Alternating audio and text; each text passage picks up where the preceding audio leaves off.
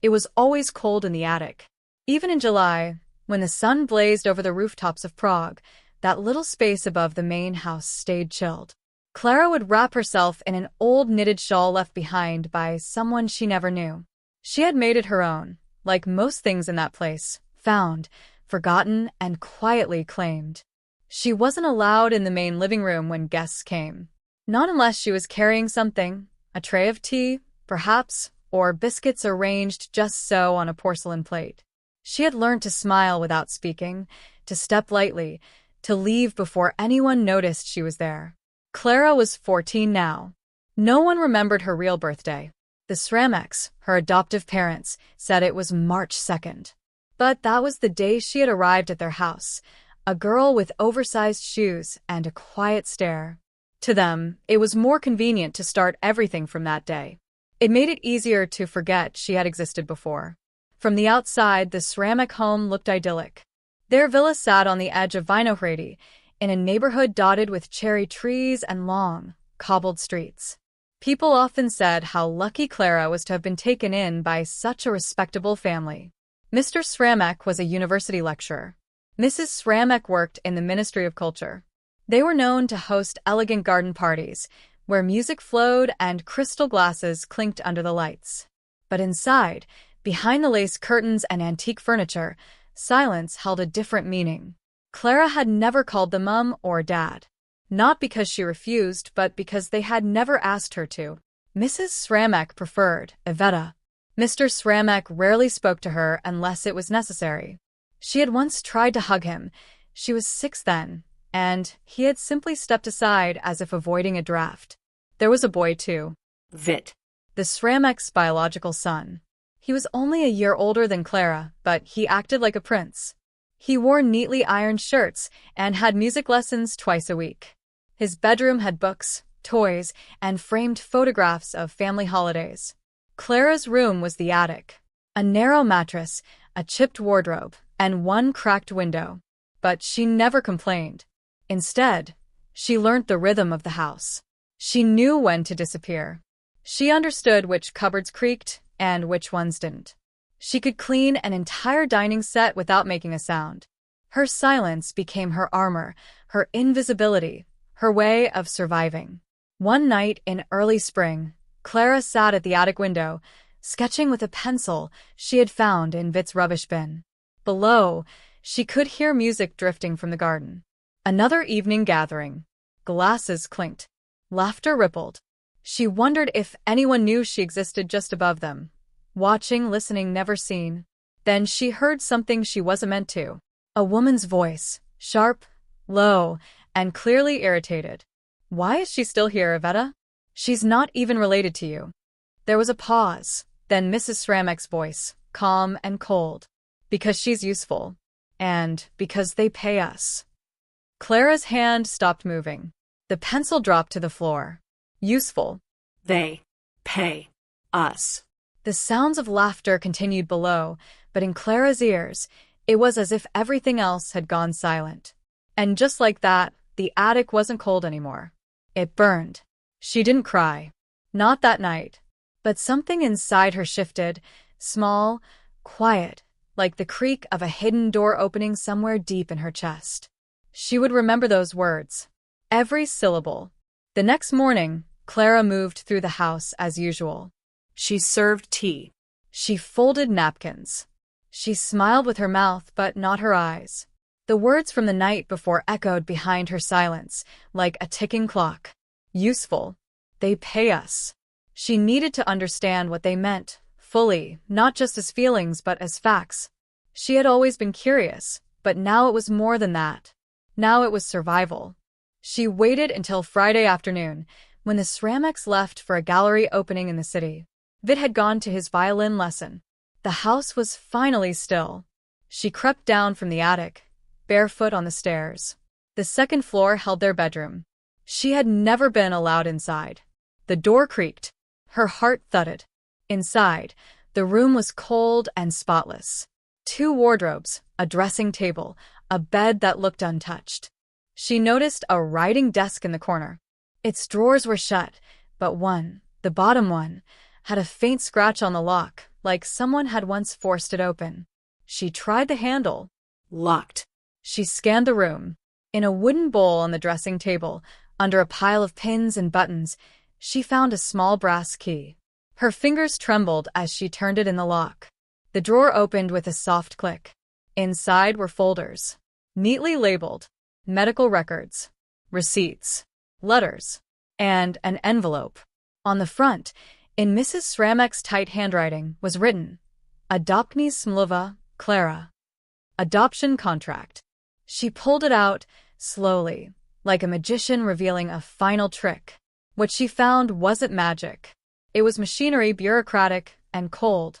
She read the numbers first. Monthly payments from the city's social office. The total amount stunned her. Every year, a consistent deposit labeled child care subsidy, special support case. And below that, a phrase highlighted in yellow. This placement is conditional upon continued attendance in the home and academic participation of the child. Conditional. Continued attendance.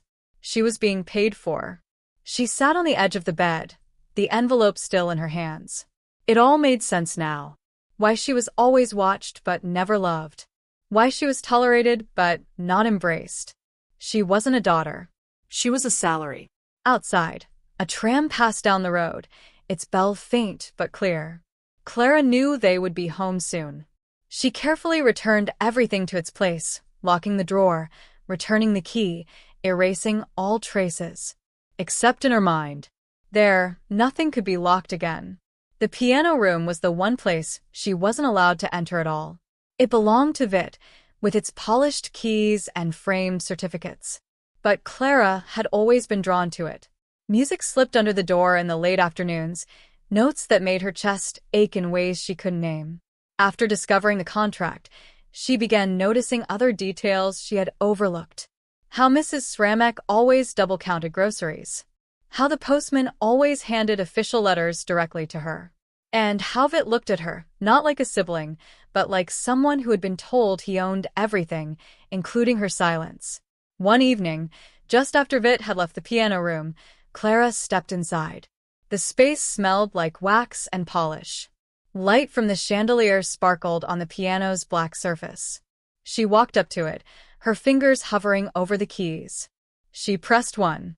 Soft, clear. A C. Then another. Then a chord. She had never been taught, but her hands moved naturally. Sound poured out, hesitant at first, then steady.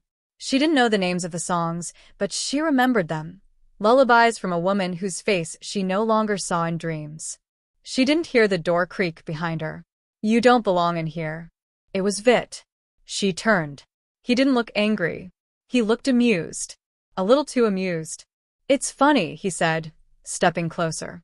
They say you're the same as me, that we're both children. But you're not, are you? Clara said nothing. He walked around her, his steps echoing on the wooden floor. You should be grateful, he whispered. Without us, you'd be in some orphanage. Or worse. This is your home now. So stop snooping. Clara felt her fingers curl into fists. I know why I'm here, she said quietly. Vit tilted his head. Oh, and what do you think you know? That I'm a job, she said. Not a child. Not a sister. Just a payment. He smirked. Well done. You finally figured out. Then he leaned in, voice low.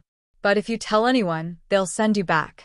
And next time, you won't end up in a villa. You'll end up in a state house. Or worse. So stay quiet, play the piano, and be useful. He turned and left. Clara stared at the keys. She pressed another note. This time, the sound hurt. The attic was quiet again. Rain tapped gently on the roof tiles. Clara lay awake, clutching the adoption envelope under her pillow. Her heart was a tangle of anger and confusion, but something else had begun to grow inside her. Resolve. She wanted to find out who she had been before the Srameks. Before the attic. Before the envelope. At the bottom of the drawer, behind the folders, she had noticed something earlier. A photograph, nearly hidden. She hadn't had time to examine it properly before. Now, She pulled it from the envelope and held it under the soft yellow light of her desk lamp. The photo was old, slightly faded, and showed a young woman holding a toddler, dark hair, round face, warm eyes. The child had a toy bear in one hand, and the other curled around the woman's scarf. On the back, in handwriting that wasn't Ivetta's, it read, Clarka, Brno, 2014. Clarka, Brno. 2014. Brno was a city, about 2 hours southeast of Prague. She had never been there. At least, not that she remembered. The name stirred something, a thread pulling at the back of her mind. She turned the photo over again, studied the woman's face, her posture, the way she held the child with both arms wrapped close. That wasn't Ivetta. That was someone else. And for the first time in years, Clara let herself imagine, really imagine, that somewhere out there, someone had held her like she mattered. She slipped the photograph into her coat pocket. She was going to Brno. Clara waited 3 days. She needed time to observe, to plan, to act without raising suspicion. On Thursday morning, the Sramex left for a weekend conference in Olomouc. Vid had a school retreat and wouldn't return until Sunday evening. The house would be empty. For the first time in months, maybe years, she was completely alone. She packed lightly. A few clothes, the photograph, the envelope, a train timetable she had stolen from the notice board near the tram stop. She had no ID, but she still had the emergency cash Mrs. Sramek kept in the kitchen cupboard, enough for a ticket. By 10 a.m., she was walking through Hlavní Nádraží, Prague's central train station. People hurried past, clutching coffees and suitcases. No one looked at her twice. She bought a one-way ticket to Brno. On the platform, the train hissed and sighed. She climbed aboard and chose a window seat. Her fingers pressed the photograph against her leg as the city blurred past the glass. The journey took just over 2 hours. As she stepped off the train, the air felt different. Brno was smaller, quieter. The buildings were lower, the people moved slower. She stood on the pavement, heart racing, trying to decide her next move. The back of the photo said Brno, 2014, but that was all she had. No name, no address, just a face, warm, distant, impossibly close. She wandered through the city center, searching for something familiar. And then, by sheer luck or fate, she saw it. A corner shop with a green awning. In the window, dusty jars of sweets and postcards. On the counter, a woman with silver hair, handing change to a customer. Behind her, nailed to the corkboard wall, was the same photograph, only larger, framed. Clara stopped breathing. It was the same woman. And the child. Her. She stepped into the shop, the bell above the door ringing. The woman looked up. Yes, dear? Clara opened her mouth. Nothing came out. The woman studied her for a moment. Then her eyes widened, just slightly. Are you? She began, stepping forward. You look like... Clara's lip trembled. I think you knew me, she said softly. The woman's name was Lenka. She ran the corner shop on Ladika Street and had lived in Brno her whole life. She invited Clara into the back room, a cramped space filled with cardboard boxes and the smell of dried herbs. Lenka made tea. Her hands shook slightly as she poured the water. They sat opposite each other at the table, the photo resting between them. I took that picture, Lenka said. You were about 4. The woman holding you, that was your mother. Clara stared at the photograph. Do you know her name? Elena, Lenka said quietly. Elena Halyabova. The name dropped into Clara's chest like a stone. She rented the flat above the shop. Worked at the bakery around the corner. You were always with her. Always. She adored you. Where is she now? Clara asked. Lenka looked down at her tea. Gone, she said. There was an accident. A fire. She died. It was sudden. You were found unharmed, but no one knew who your relatives were. You had no papers. The state placed you into care. Clara blinked slowly, the room tilting just slightly. She had imagined many things, cruelty, secrets, abandonment, but not this. She didn't give me up, she asked. No, Lenka said. Never. She loved you. Clara looked out the small window. Gray clouds gathered outside. Her hands were cold, but something inside her began to warm. She had been loved. Once. Truly. Why didn't anyone tell me? Lenka shook her head. They erased the past. It's easier that way. Clara stood. I need to go back, she said. Lenka frowned. Back to Prague? To them? Yes, Clara said, her voice steady. But not as before. She slipped the photograph back into her coat pocket. I'm not going to be silent anymore. By Sunday evening, Clara was back in Prague. She took the tram to Vinohrady, her coat pulled tight against the wind.